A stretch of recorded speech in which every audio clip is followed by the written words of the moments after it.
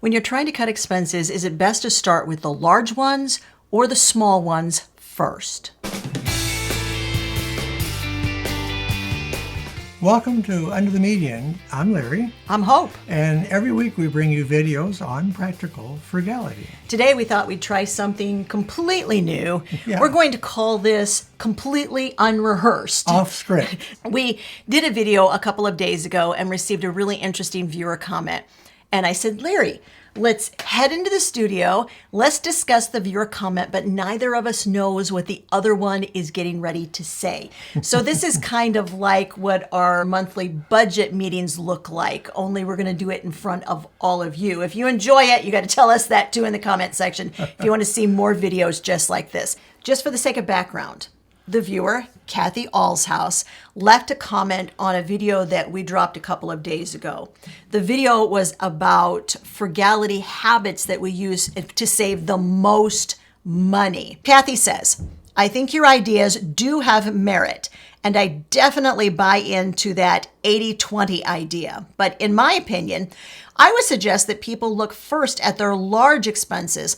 There are ways to reduce those to save hundreds per month. Moving into a less expensive rental made a huge difference for me. Start with the big expenses first. Now, Larry and I have both read Kathy's comment, and we have not discussed it at all. I'm going to let Larry go first. Well, first I'd like to say that Kathy Allshouse's comment is very good. She's thinking about the process of cutting her expenses. And for her, she's determined to hit those large items first, because large items do make a huge difference. But large items mean a lot of preparatory work. Now, she talked about moving into a smaller or a cheaper rental place.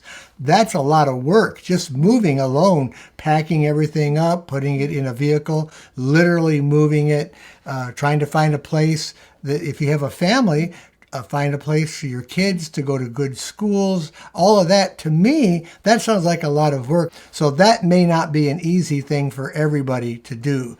I think that large expenses require a little bit more investment of time. We find that smaller changes are simpler. They're just simpler to do. You go to the grocery store, you just cut out everything you absolutely don't need. You make sure you're buying things on sale. You're buying things at a closeout. You're making plans for your meals. You're doing meal plans.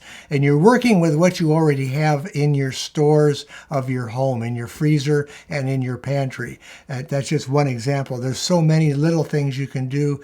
And I really believe little things add up to big amounts over time. But I think Kathy's comment is great. If she can do that easy for her, then that's fine to hit those large items.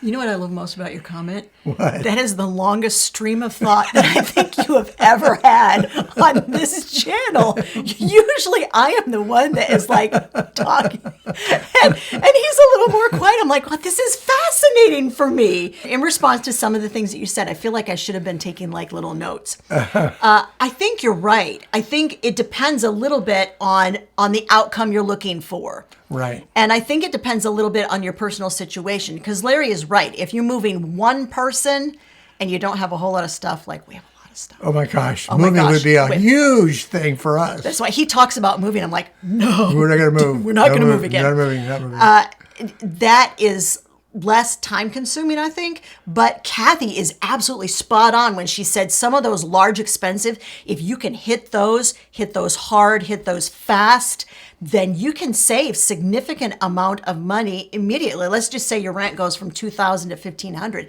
That's a cool $500 every single month. That's $6,000 a year. Yeah. That is indeed significant savings. Now, one of the other things I want to just mention really quickly, Kathy said the 80-20 idea. In case you're unfamiliar with that, the 80-20 principle was originally proposed by an Italian economist.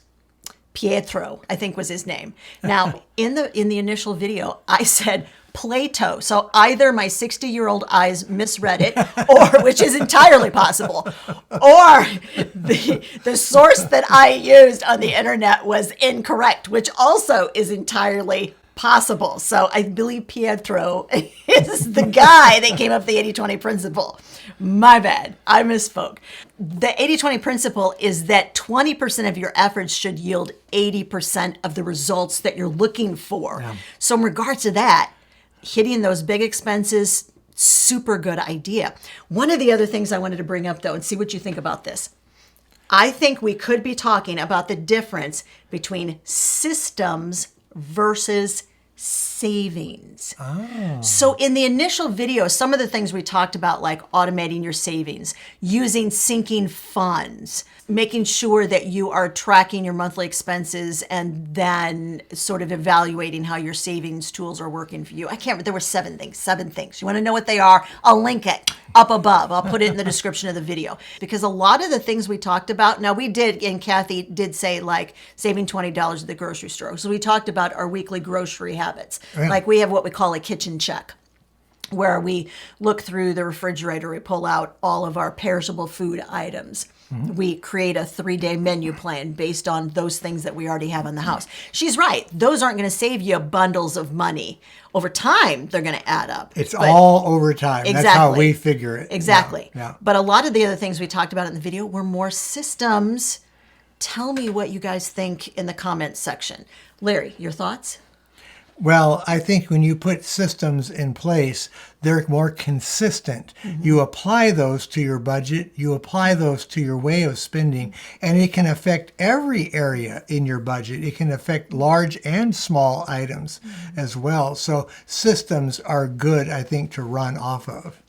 Here's something else to consider, and I think Kathy's right about this too. One of the reasons that Larry and I don't immediately go to cut back your rent payment or, move to a cheaper home, and so you're cutting your mortgage payment, is the fact that we've been debt-free for so long that is not the first thing that immediately comes to our mind would be cutting back on that, because we haven't had that expense in so many years. The other thing that I think to bear in mind is that when Larry and I have had great big goals, we talk about grabbing great big goals on a low income, which is what we did for a long time. And that was when we went through, and it's the first time we did our 10% challenge, where we took all of our budget categories and tried to cut all of them back by 10%, right, which works really well, by the way, guys. And we weren't in debt at that time to anything. Our cars were paid for. We weren't paying any money toward any bank, considering running down a loan. One of the other things that I would challenge you, because I love some of these thoughts that Kathy brought out. Yeah.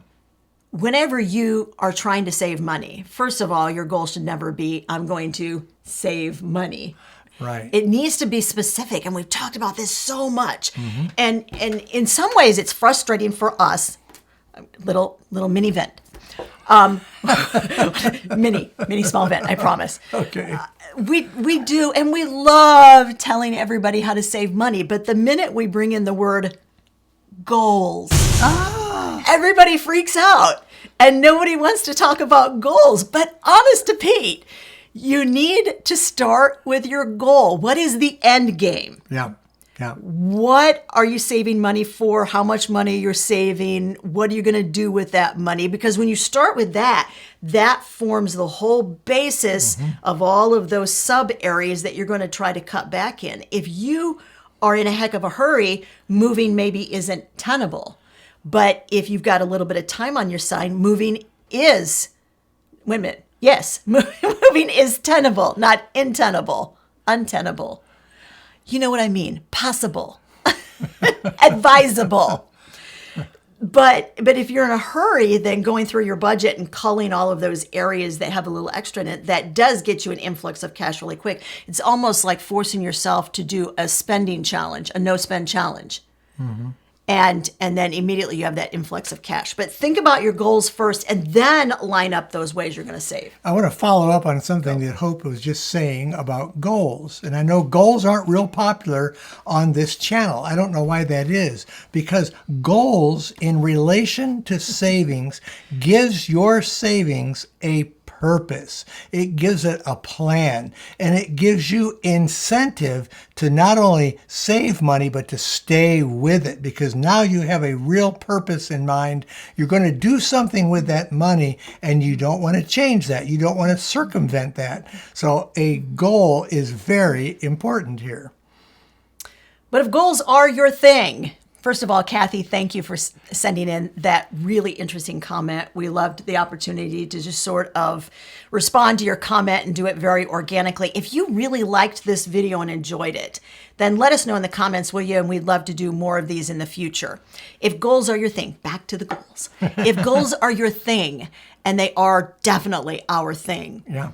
When you are setting goals, there is something that is super important in helping you to meet goals. And most people, when they set goals, don't think about implementing this one strategic thing.